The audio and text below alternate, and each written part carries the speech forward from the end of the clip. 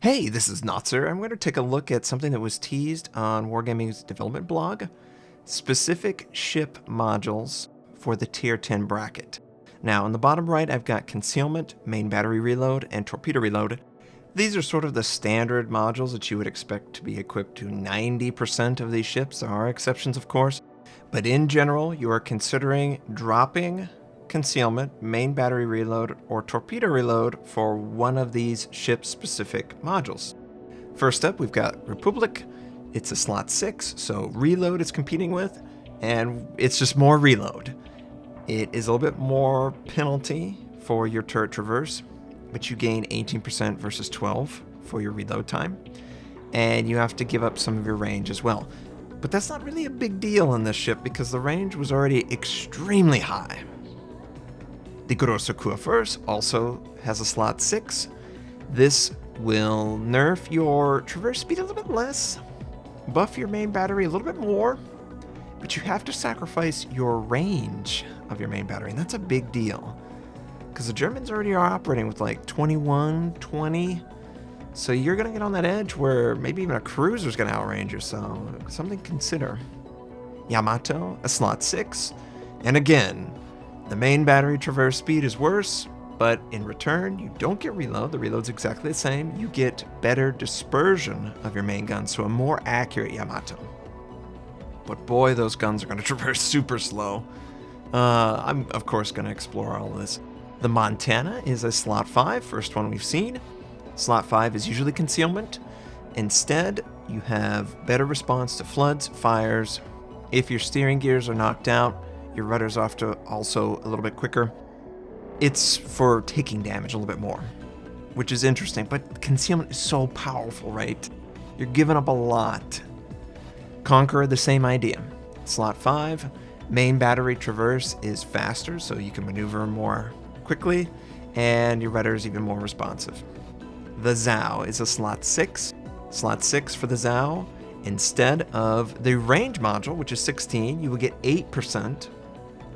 You will also have better accuracy on your guns, and your rudder's going to be more responsive. So you're giving up range, but you're gaining accuracy and responsiveness to your ship. That's kind of intriguing.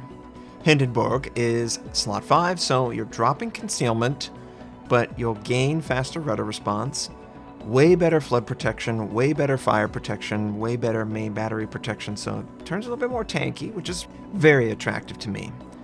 Henry IV, the French Tier 10, slot 5, so you're dropping concealment or rudder shift, and you're gaining what appears to be better main battery reload time and maximum firing range, so it's turning a slot that isn't normally damage into a damage slot. Definitely want to check it out. Minotaur, slot 6, so usually rate of fire, or maybe AA, and instead it's turning your smoke into lasting less. It is going to be emitting for way more time, but the enemy is going to be more accurate when they're firing on you, so that's a big drop-off if you're outside of smoke. For the Des Moines, slot 6, so you're giving up rate of fire or range, and what you're gaining is a more responsive engine, faster rudder shift, but you're losing a little bit of the duration on your surveillance radar, so that might be the kicker right there. Worcester is a slot 5, so concealment module, and you are gaining longer duration radar, longer duration hydroacoustic, longer duration AA fire, and you are getting halfway there on the concealment benefit. This is probably what you would do if you're running this ship, just because it's so expensive anyway. It's a module consumable hell. It's just so expensive to run. But that's cool. That all that's better. For the Moskva, slot 5, which I think is a typo. I think it should be slot 6. However, reduces the main battery traverse speed, improves the gun accuracy, and improves the main battery range. That's kind of nice getting both of those together. For the KURFÜRST, it says slot 5, but I believe it's a slot 6.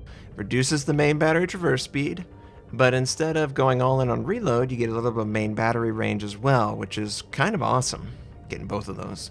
For the Z52, or Z52, slot 5, so we're giving up concealment, 10% concealment, we get 5% in return, but also faster torpedo reload, so buy a little bit more into those torpedoes, which would be fun to experiment with. For the Shimakaze, this is a slot 6, so it's competing with the torpedo reload module. So it's 25% faster torpedo reload, but your torpedo tubes become incapacitated way easier and they traverse way slower. So it's just a mega nerf, but a really fast rearm. For the gearing, this is a slot 5. It's actually a better concealment module. It improves your ability to avoid shells because they're less accurate towards you from the enemy, but you have to give up your main battery reload time and your torpedo tube reload time for it. Maybe attractive if you want to brawl other DDs. The Yue Yang, slot 6, makes your smoke worse, makes your smoke emission time worse, but your main battery reload time's better and your torpedo reload is better. So if you're using a radar build, hell yeah, just go with that. There's no downside to you. I'm kind of confused by that one. We've got the Grozovoi, a slot 6, so this is probably competing with a main battery reload. And it's just a straight up buff for the main battery reload module. You have to give up a little bit of torpedo reload, but everything else is way better, so probably a net positive and you should enjoy it.